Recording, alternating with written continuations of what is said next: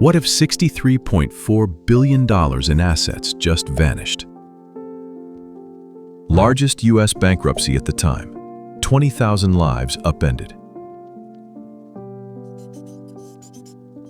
This was Enron. Once Wall Street's darling, stock near $90, peak value near $70 billion. It seemed unstoppable at the time. How did a gas pipeline become Wall Street's star, then vanish? An accounting trick turned future dreams into today's profits and hid every loss. Meet Jeffrey Skilling, ex-McKinsey consultant. He reshaped Enron with rank and yank. Bottom 15% fired yearly. This set a ruthless tone. In 1990, Ken Lay hired him. By 1992, Enron won SEC approval for mark-to-market. Future profits booked on signing. One contract added millions on paper, whether cash arrived or not. This created a treadmill of ever bigger deals. The pressure was constant and growing. Fortune named them most innovative. 6 years, from 1996 to 2001, stock climbed to $90. Wall Street cheered. Chapter 2. The machine that printed paper profits. Mark-to-market plus hidden entities fooled everyone for years. But how did the trick actually work? Every deal had to top the last. You booked tomorrow, today. Pressure for growth came from the top. This treadmill never stopped as events continued to develop with increasing intensity over the following years. Real cash barely moved. Reported numbers soared. In 2000, they claimed $100 billion revenue. Mostly paper. The gap was widening fast as the divergence between appearance and reality grew ever larger. Watch the gap. Reported profits rose. Actual cash and debt told the opposite story. Green for reported, red for reality. Green climbed, red plunged. This gap was the fraud. It could not stay hidden forever. The illusion was starting to crack as the entire structure became increasingly unstable with each passing quarter. Real losses needed hiding. Special purpose entities run by the CFO moved billions off books, legally but deceptively. The shells were the key to maintaining the appearance of solid financial health for so long. Enter CFO Andrew Fastow. He built LJM, the Raptors, Chuco. The board waived ethics rules so he could run them and profit. How long could this deception last? Enron sold losing assets to these shells. Debt vanished from books, yet Enron guaranteed them with its stock. When stock fell, the structure collapsed. The board waived ethics rules, obvious conflicts ignored for years. Powers report later condemned the oversight failures. Nobody wanted to look closer. Arthur Andersen earned huge fees from the client it audited. Clear conflict. Andersen was indicted and destroyed. The watchdog was on the payroll. They called it rank and yank. 15% fired yearly. Questioning numbers was career suicide. The culture punished any doubt and created an environment where silence became the safest option by far. Lobby plaque listed respect, integrity, communication, excellence. Words that sounded good. Reality proved very different. The signs were everywhere, if only anyone had chosen to look more closely at the time. The smartest guys built a paper fortune on air.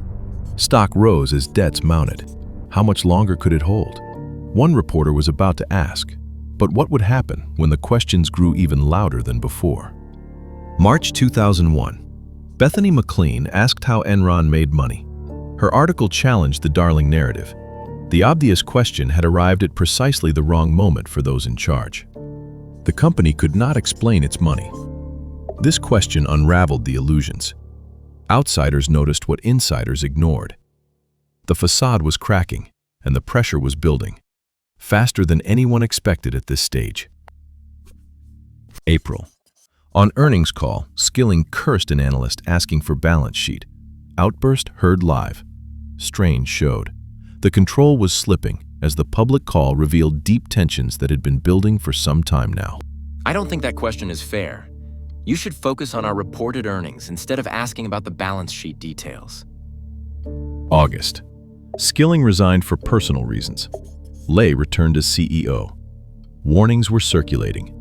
Date was August 14, 2001. Same month, Sharon Watkins warned Lay. Company could implode in accounting scandals. Alert ignored by leaders.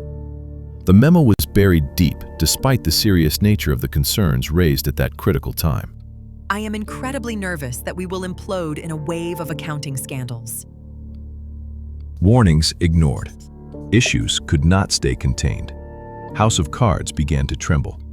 What happened next will shock everyone involved, as the pace of the collapse accelerated dramatically from this point onward. October 16th, 618 million loss, 1.2 billion equity write-down. Was this the beginning of the end? Shells collapsed, stock guarantees blew up. What happened when the hidden structure crashed at once? The dominoes were falling fast now, with no way left to slow the momentum that had been unleashed. November. Restated earnings to 1997. 586 million profit erased. Much was not real. The restatement was huge, and it forced everyone to confront the scale of what had been hidden. Credit rating collapsed. Lenders demanded cash. Liquidity crisis hit. Panic spread in Houston. The end was coming quickly, as the full weight of years of deception finally began to crush the company from within. December 2nd, 2001. Enron filed bankruptcy. 63.4 billion assets, all gone. Employees lost retirement funds locked in stock. 20,000 lost jobs, most lost savings. Executives sold early, at high prices. Contrast was unfair. The human toll was real, and it left thousands of families facing uncertain futures after believing in the company. Arthur Andersen, indicted and destroyed. 28,000 jobs lost. Law changed forever. Would anyone be held accountable for all this after the dust from the collapse had finally settled across the industry? Fastow pled guilty. Skilling convicted on 19 counts. Served time after sentence cut. But was full justice served in the end? Or did some aspects of the story remain unresolved despite the trials? Jury found Ken Lay guilty. He died before sentencing. Convictions vacated. Lay maintained innocence to end. The law erased the verdict according to the abatement rules that applied after his passing. Congress passed Sarbanes-Oxley, rules written after Enron to stop repeat scandals, reshaped auditing forever. The legacy was new laws, but would they be enough to prevent the next group of smartest guys in any room? Smartest guys thought untouchable. Then, board went blank. Trading floor turned to chaos. The empire was gone in weeks as the entire illusion finally fell apart faster than anyone could have predicted at the time. Culture rewarded illusion till it ate the firm. No one questioned numbers till too late. Rank and yank silenced doubters. The system consumed itself. You're the executive. Numbers look perfect. Wall Street loves you. Employees tied to inflated stock. What choice now, as it all crumbles under the weight of years of accumulated deception and hidden losses? You're 25, hiding a loss nobody noticed. Come clean or build one more shell. Choices echo today in boardrooms everywhere, as similar pressures continue to test the judgment of new leaders in every sector. Next time, Theranos and the drop of blood that wasn't real. Promised revolution. Illusion lasted years before truth destroyed it. Hiding a loss? Come clean or double down. Tell me where you'd have walked away. Next, Theranos, the $9 billion drop of blood that was never what it seemed.